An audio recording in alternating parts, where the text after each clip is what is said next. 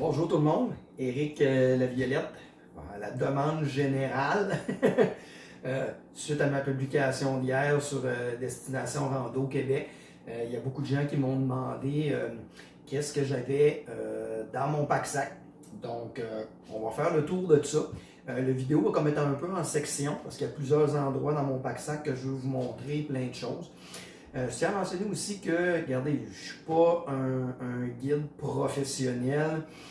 Ce que je vous montre, c'est basé sur mon expérience, basé sur les formations que moi j'ai suivies. Fait que j'avais déjà prévu, c'est drôle parce que hier, quand je marchais avant cette mésaventure-là, je voulais faire des petites vidéos justement sur différents sujets. Donc, je vais en profiter pour commencer par me présenter. Ben, dans le fond, comme je disais, Éric Laviolette. Moi, je suis un amateur de randonnée depuis quelques années. Je fais aussi beaucoup de courses à obstacles, ça depuis vraiment beaucoup d'années. Donc, de la course en montagne, des courses de plus ou moins longue durée, avec beaucoup d'obstacles, ces choses-là. Je suis quelqu'un qui fait beaucoup de défis aussi. Donc, j'ai fait de la longue distance, j'ai fait de l'autonome en forêt aussi, avec vraiment pas grand-chose et tout ça. Donc, j'ai été ambulancier par le passé pendant plusieurs années, pompier volontaire, à peu près tout ce qui se faisait de cours de premiers soins que vous pouviez suivre, je le donnais, incluant sauveteur pour les plages et tout ça. Donc, disons que j'ai un bon background, fait que je suis capable de vous donner mes conseils, vous faire profiter peut-être un petit peu de mon expérience. Actuellement, je suis guide accompagnateur pour les sentiers de l'Estrie aussi. Donc, je vais vous montrer un peu qu'est-ce que j'ai. Donc, dans ma poche principale, je commence par vous parler de mon pack-sac. Un pack-sac relativement simple. Moi, l'hiver, je vais utiliser un pack-sac de 30 litres. L'été, peut-être plus 20. L'hiver, 30, parce que veux pas, à cause de la température, on a besoin d'avoir plus de place. Souvent, il y en a qui vont trouver que bon, les pack-sacs, c'est pesant et tout ça, mais on n'a pas le choix, ça prend les bons équipements. Quand on part en randonnée, surtout l'hiver, puis quand on parle au niveau vêtements de rechange et tout ça, bien, ça prend de la place, donc ça prend un pack-sac un peu plus gros. Même si votre pack-sac est un peu plus pesant, bien, tant mieux, ça va vous faire travailler vos jambes un peu plus, vous mettre un peu plus en forme et de vous habituer aussi pour ceux qui éventuellement voudront faire de la longue distance, vous allez avoir des pack-sacs pas mal plus pesants que ça. Donc, ça va permettre de vous pratiquer un petit peu, puis je vous dis, quand il vous arrive des mésaventures comme, bon, qui n'est pas à moi, mais où j'ai eu à intervenir, comme il m'est arrivé hier, vous êtes content d'avoir un pack-sac avec un peu plus de choses à l'intérieur. Moi, j'aime bien les sacs, évidemment, avec les bons supports confortables, les sacs qui sont ajustables. Un sac avec beaucoup de poches aussi. C'est très pratique parce que vous pouvez compartimenter vos choses. Dans un autre petite vidéo que je ferai peut-être plus tard, je vais vous parler aussi des endroits où on peut se procurer les choses. Parce qu'il y a beaucoup de gens souvent qui hésitent parce qu'ils vont dans les magasins trop spécialisés. Puis à un moment donné, là, on le sait, on paye pour le nom, pour bien des choses, alors qu'on n'est absolument pas obligé. On peut trouver des choses de très bonne qualité et qui vont durer très longtemps pour ce que la plupart des gens font. On s'entend là que il n'y a pas beaucoup de pourcentage de gens qui font de la randonnée au Québec qui se tapent des randonnées en Himalaya puis qui s'en vont faire l'ascension de l'Everest.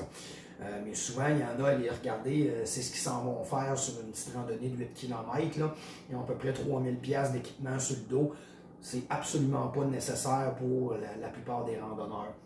Donc, ce que j'ai dans ma poche principale ici au centre. Donc, moi, peu importe été, hiver, peu importe la saison, je traîne toujours à l'intérieur de mon sac mon coupe-vent imperméable et mes pantalons imperméables. C'est léger, ça prend pas beaucoup de place. Moi, j'attache tout mon matériel avec des espèces de straps velcro comme ça ici, ce qu'on appelle des attaches-câbles. Ça permet de garder les choses compactes quand vous manipulez les choses dans votre sac, ça ne se promène pas partout. Donc ça, je garde toujours ça. Le pourquoi, bien, si moi, vous avez votre imperméable, quand ils vendent, ça coupe le vent. Et l'hiver, ça coupe le contact un peu avec le sol. ça vous protège de la neige fondante et tout ça. Et évidemment, en situation d'hypothermie, juste le fait de couper le vent aussi, ça va vous aider énormément. Donc ça, je traîne toujours ça avec moi. Ensuite, les fameux petits coussins, les petits coussins. Il y en a qu'on voit ça souvent sur le pack-sac. C'est comme une espèce de petit foam carré, là, comme plié sur lui-même en quelques flaps que les gens attachent à l'extérieur de leur sac. Ça, c'est très pratique. C'est pour s'asseoir dessus. Donc, couper le contact là, du froid au niveau des fesses. Moi, c'est un petit coussin gonflable, donc il se ferme encore beaucoup plus petit. Là, on vide l'air à l'intérieur. Puis je mets ça dans mon sac. Puis justement, si vous avez besoin d'être une blessure, n'importe quoi, vous avez besoin d'être assis sur la neige pendant une longue période, bien, ça coupe le contact avec le froid et ça empêche de devenir les fesses toutes mouillées et tout ça. Donc, même quand vous avez été dîner dans vos randonnées, c'est extrêmement pratique. Ensuite de ça, que plusieurs m'ont posé, mon fameux petit matelas. Alors, regardez là, c'est vraiment pas gros. OK? Ça pèse à peu près même pas une demi-livre. C'est tout petit. OK, comme vous voyez ici. C'est un petit matelas. C'est la compagnie Vertex qui fait ça. Je ne sais pas si on voit le nom ici, là, mais vous irez voir sur la publication que j'ai faite de ma mésaventure, de mon aventure de hier. J'ai mis sur le commentaire de quelqu'un le nom de l'entreprise qui fait ça. Ça a un nom un peu bizarre, là. Mais eux autres, là-dessus, ils vendent le petit matelas. C'est l'endroit où il est vraiment le moins cher. Il y a certains endroits que ces petits matelas-là, ils ont fait des évaluations de ça. C'est un matelas qui est très bien évalué. Moi, je dors avec en camping. C'est tout petit, ça pèse rien. Ça coupe le contact avec le sol, c'est padé. Moi, je donne à peu près 10 ou 12, 10 à 15 souffles à l'intérieur de ça. Et c'est pleinement gonflé, donc ça prend même pas une minute à gonfler. Donc, extrêmement pratique. Comme ce qui m'est arrivé hier. Moi, je trouve qu'il est de bonne qualité, il est résistant, la toile est quand même très solide. Moi, je dors sur le côté, puis mes hanches ne touchent même pas le sol quand je dors là-dessus. Donc, moi, je le trouve très pratique. Puis, comme je dis, ben, vous avez une situation comme moi hier, vous pouvez gonfler ça, mettre ça au sol sur la neige, coucher la personne dessus. Et c'est extrêmement pratique. Moi, présentement, je l'ai vu hier soir, je pense qu'il est 39 US. Donc, c'est vraiment pas cher pour un petit matelas comme ça. Ensuite de ça, ben, les gens m'ont posé la question aussi sur ma toile. C'est sûr que quand vous êtes guide ou peu importe, vous avez une situation d'urgence où vous risquez d'être quelques heures, il peut y avoir du vent, des intempéries, une tempête de neige, peu importe, du soleil intense, vous voulez vous protéger. Ben, dans le fond, ça, même chose, je l'ai pris aussi sur le même site web que mon petit matelas. Dans le fond, c'est une toile de 10 par 20. Qui est faite très résistante avec des anneaux tout le tour pour qu'elle puisse être bien attachée. Ça vient même avec les petits piquets et avec tous les cordages nécessaires. Donc, vous pouvez envelopper la personne là-dedans ou carrément venir faire un abri. On met un cordage entre les deux arbres, on fait une petite tente en triangulaire, on peut mettre la victime dessous, protéger de la pluie, du vent ou du soleil. Encore une fois, c'est quelque chose qui est vraiment pas dispendieux, extrêmement pratique aussi à avoir avec vous. Ensuite, ben, petit item de survie que moi je garde toujours avec moi parce que bon, on parle de toujours avoir une quantité suffisante d'eau, ça c'est extrêmement important. Ben, cette petite chose-là ici, c'est ce qu'on appelle une Life Straw. Vous pouvez acheter ça facilement, pas très cher sur Amazon, même que j'ai vu cette année qu'il y en avait aussi au Costco, mais ils les vendaient en paquet de 4. Ça, il faut acheter ça en gang parce qu'un individu n'a pas besoin de 4 choses comme ça. Ça, dans le fond, c'est une paille pour filtrer l'eau. Donc, dans le fond, vous ouvrez le capuchon ici, vous mettez ça dans l'eau et vous avez votre paille à l'autre bout ici. Et quand vous avez besoin d'eau, vous pouvez filtrer l'eau. C'est extrêmement efficace, ça filtre à peu près n'importe quoi. Dans le fond, c'est bon pour plus de 4000 litres d'eau. J'ai fait des calculs, là, puis même si vous ameniez aucune eau avec vous et que vous faites 2-3 sorties par semaine à l'année, vous en avez pour 5-6 ans là, et plus avant d'avoir passé à travers la capacité filtrante de ces petites pailles-là qui sont absolument géniales et c'est un must à avoir dans votre sac parce que lors de très longues randonnées, à peu près impossible de se traîner la quantité d'eau qui est requise. Donc, oui, il y a les petites pastilles qu'il faut avoir aussi, que je vous montrerai tantôt, mais ça aussi, ça vous permet de remplir votre gourde et ensuite de boire à même votre gourde directement avec ça, si vous voulez. Donc, ça, c'est ce qu'il y a dans ma petite poche centrale. Je mets la vidéo sur pause et je vais vous montrer les autres choses que j'ai dans mon sac.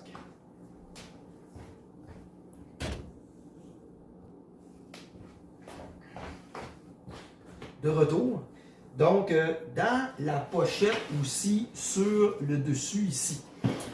Évidemment, là, vous pouvez mettre vos choses où vous voulez dans votre sac. Puis, je tiens à vous dire aussi que moi, je suis un peu extrême. On s'entend que vous n'avez pas besoin de tout ça dans votre sac. Moi, ma loi, c'est pas compliqué. Ce que je me dis toujours, c'est il faut que tu sois à chaque randonnée prêt à coucher en forêt. Parce que des fois, ça peut prendre plusieurs heures avant d'être secouru. Ça se peut qu'on soit tout seul, qu'on ne soit pas capable de rejoindre des secours. Fait que moi, c'est un peu de cette façon-là que je le vois. Puis de la façon dont moi, mon sac est monté, si j'ai à passer la nuit en forêt, je serais peut-être pas hyper confortable, on ne sera pas dans un 4 étoiles, mais ça ne me dérangerait pas, je serais à l'aise d'avoir à passer la nuit en forêt. Donc c'est pour ça peut-être que j'en ai un peu plus. Donc, ce que tous les bons randonneurs devraient avoir, hein, papier de toilette. C'est sûr, le mettre dans un sac étanche, évidemment, c'est une très bonne chose. À l'intérieur de mon petit sac aussi, je vous parlais tantôt, j'ai des petites pastilles de purification d'eau. Des petites pastilles, on appelle ça du Pristine. Il y a différents types. Encore une fois, vous pouvez acheter ça sur Amazon pour une bouchée de pain. Achetez pas ça dans les magasins spécialisés. Vous allez payer ça le double du prix pour rien. Commandez ça en ligne, ça va vous coûter beaucoup moins cher. Ensuite, ça, au Dollarama, 1,5 pièce, un petit kit d'ustensiles en plastique, toujours pratique dans vos randonnées. C'est quand vous avez besoin de manger, tout ça, vous n'avez pas besoin de traîner d'ustensiles. Vous savez, vous allez toujours les avoir dans votre sac. Évidemment, ça aussi, c'est un must, un couteau. Un couteau qui coupe très bien. Moi, j'y vais plutôt pour un outil multi-usage, donc encore beaucoup plus pratique. Si vous avez une situation d'urgence, permet de réparer plein de choses. Ça, là, encore une fois, achetez pas ça dans des magasins spécialisés. Canadian Tire, en ligne, pour les fois que vous allez vous servir de ça. Moi, celui-là, je l'ai, ça fait des années. J'ai pris ça au Canadian Tire, puis ça fait un job. Vous n'êtes pas obligé d'acheter un Leatherman là, à 200$. Ensuite de ça, moi je traîne toujours une bonne roulette de tape de tissu. Vous pouvez acheter ça au Dollarama, ça coûte une bouchée de pain pour faire des tapings, ou même vous avez des ampoules, tout ça, pour pas qu'il y ait de frottement. Vous pouvez mettre du tape, je garde toujours ça avec moi. Ensuite, bien évidemment, en tout temps, peu importe où vous allez, toujours avoir une frontale. Moi, j'ai ma frontale principale, donc une frontale que vous savez qui dure longtemps, qui est efficace, de bonne qualité. Vous pouvez faire plusieurs heures avec, genre quand vous allez faire des sorties de nuit et tout ça. Et évidemment, il y en a souvent qui disent un autre kit de batterie. Moi, je vous dis pas un autre kit de batterie, je vous dis carrément une autre frontale. Parce que votre frontale, les batteries sont à plat. C'est une chose, vous pouvez changer les batteries. Mais vous tombez, vous l'échappez, vous la brisez et elle arrête de fonctionner. Un kit de batterie de plus, ça ne change rien. Donc moi, j'ai un autre frontal un peu plus cheap, modèle de base. Moi, c'est une petite frontale Energizer avec un autre kit de batterie à l'intérieur. Donc si j'ai une problématique avec ma frontale principale, qu'elle brise, ben au moins je ne me retrouve pas mal pris. Ça pourrait être une petite flashlight aussi secondaire, mais une deuxième petite frontale plus cheap, je pense que ça fait le travail et je crois que c'est encore mieux. Ensuite de ça, ben bon, ça c'est un peu le côté extrême en moi. Moi, ce que je traîne avec moi aussi, c'est une petite radio en ondes courtes Bafon. Encore une fois, ça ne coûte pas très cher, ça vaut 50-60$. C'est un petit mini radio en ondes courtes. Vous pouvez poigner la radio avec ça, vous pouvez communiquer sur à peu près toutes les fréquences qui existent. Donc, si votre téléphone cellulaire ne passe pas, ces petits radios-là passent vraiment bien. Vous pouvez rejoindre des gens, vous avez des fréquences d'urgence qui existent aussi. Donc, ça peut vraiment vous aider. Il y en a qui vont carrément acheter, investir dans une balise de sécurité GPS. c'est très très bon aussi. Moi, je ne fais pas des randonnées assez longues et assez éloignées pour une balise. Donc, souvent, le cellulaire passe et avec ça, je suis vraiment en business. Ensuite, bien évidemment, j'ai des allumettes imperméables ailleurs dans mon sac, mais d'avoir un briquet très très très pratique aussi. Je traîne aussi un mini kit de couture. Ce que j'ai fait, j'ai pris une petite bouteille là, étanche dans laquelle j'ai mis les petits kits de couture souvent qu'on retrouve dans les hôtels. Très très pratique si vous brisez un morceau de vêtement. Ensuite, je garde aussi ce qu'on appelle des pilules d'électrolytes. Ça, l'été et même l'hiver, si vous suez beaucoup, même si vous buvez beaucoup d'eau, si vous ne mettez pas des électrolytes dans vos bouteilles d'eau, si vous avez des crampes, ces petites pastilles-là, ça travaille extrêmement bien et très, très rapidement. Moi, en course obstacle, ça m'a sauvé la vie souvent. Hier, dans l'intervention, il y avait un des ambulants, un des pompiers qui s'est mis à avoir des crampes au mollet. Je lui ai donné ça en l'espace de quelques minutes, les crampes ont passé. Donc ça, je garde toujours ça avec moi. Je vais même vous montrer qu'est-ce que c'est exactement. J'ai la bouteille encore ici aussi. Donc une bouteille comme ça, vous pouvez vous procurer ça encore une fois sur Amazon. Ça s'appelle Salt Sticks Fast Chews. Donc ici, là, vous pourrez peut-être zoomer sur la vidéo pour regarder, sinon je vous en reparlerai. Encore là, ça coûte une bouchée de pain, c'est bon très longtemps. Et moi, j'en prends pratiquement à toutes mes randonnées l'été. Donc, ça remplace beaucoup les électrolytes. En plus de ça, je me traîne toujours aussi une petite bouteille ici avec une poudre. La poudre à l'intérieur, c'est pas compliqué. Moi, ça encore une fois, c'est libre à votre goût. Moi, c'est une petite poudre d'électrolyte avec aussi des BCAA à l'intérieur qui aident à donner de l'énergie et tout ça. Donc, en cas d'urgence, n'importe quoi, j'en ai toujours de spare pour mettre dans ma bouteille d'eau. Et finalement, j'ai des petits crochets qui se vissent comme ça ici. Ça, c'est vraiment un truc que je vous donne. Moi, j'en ai plusieurs dans mon sac de ces petits crochets-là. Le pourquoi de ça, c'est si à un moment donné, vous êtes perdu en forêt, vous allez être là pendant plusieurs heures, vous voulez accrocher votre toile, ces choses-là. Des fois, il y a des endroits particuliers, on ne peut pas se prendre, on ne peut pas s'accrocher. Avec des petits crochets comme ça, on peut se visser à peu près n'importe où. Même des fois en camping, j'ai eu à installer ma tente d'urgence sur une plateforme de camping dans le fond, il n'y avait aucun endroit où je pouvais m'attacher et ma tente là, doit absolument être prise au sol, sinon elle ne tient pas. Donc, avec ces petits crochets-là, je peux visser ça dans les plateformes de bois et venir m'accrocher. Donc, très, très pratique. Je mets encore la vidéo sur pause et on poursuit.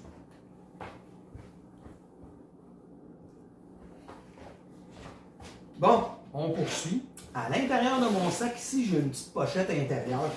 Ça, dans le fond, encore là, on commence à être dans les choses là, un peu plus facultatives.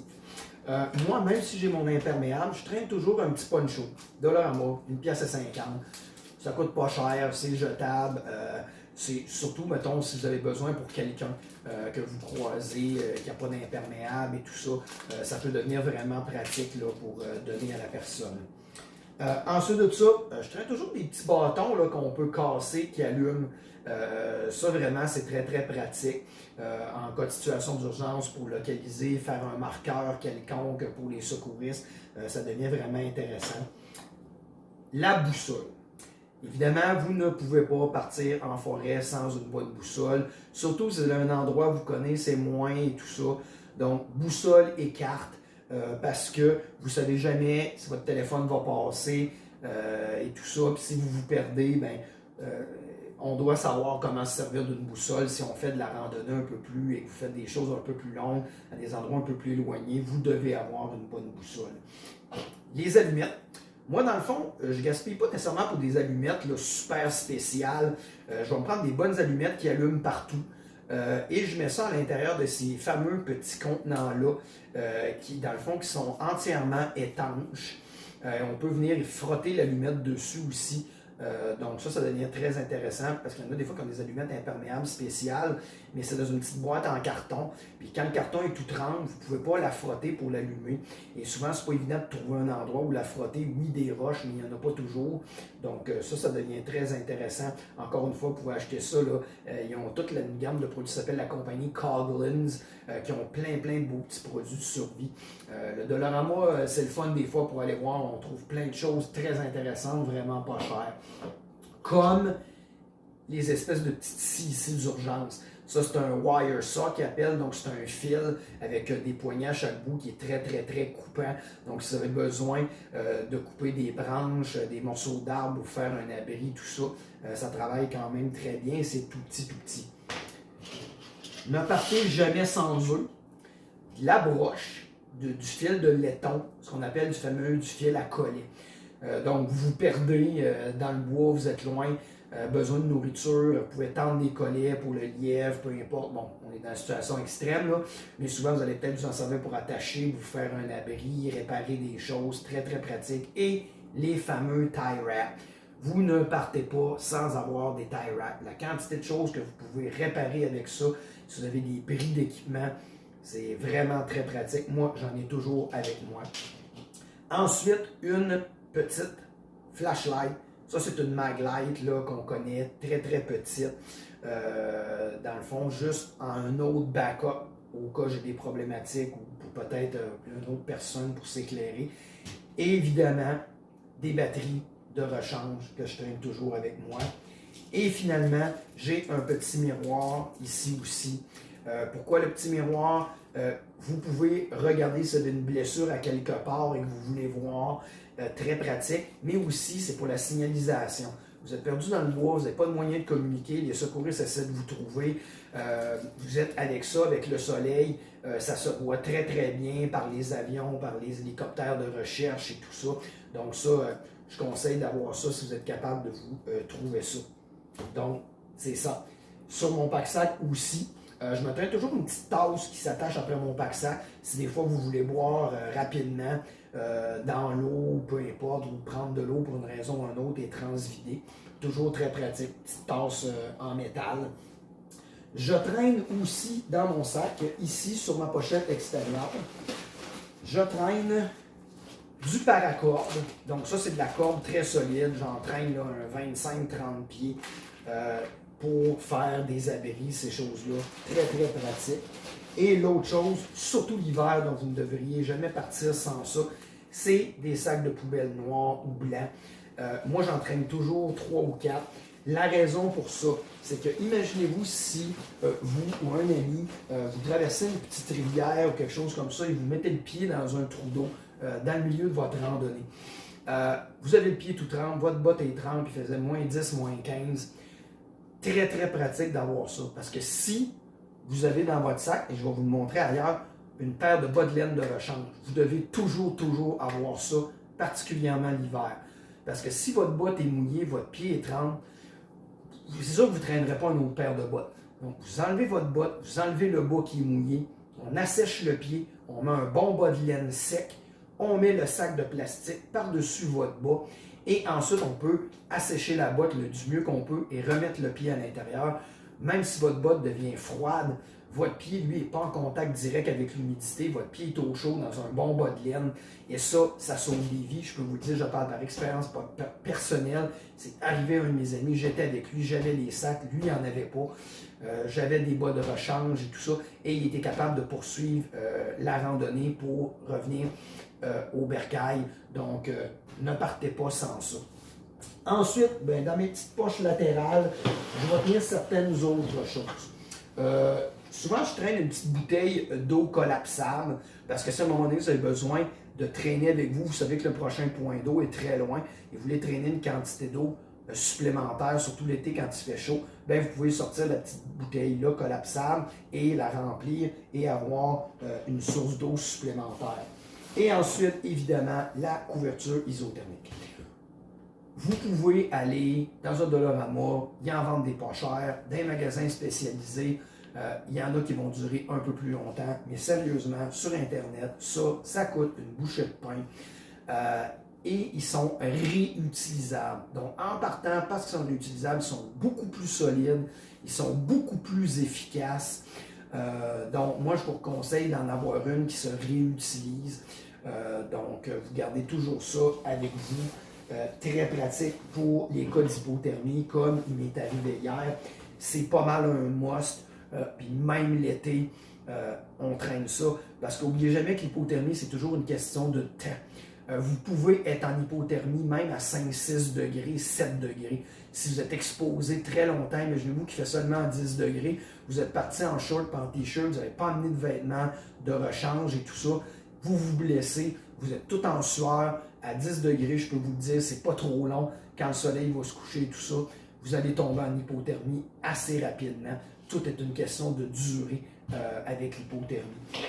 Et ensuite, bien évidemment, je traîne aussi.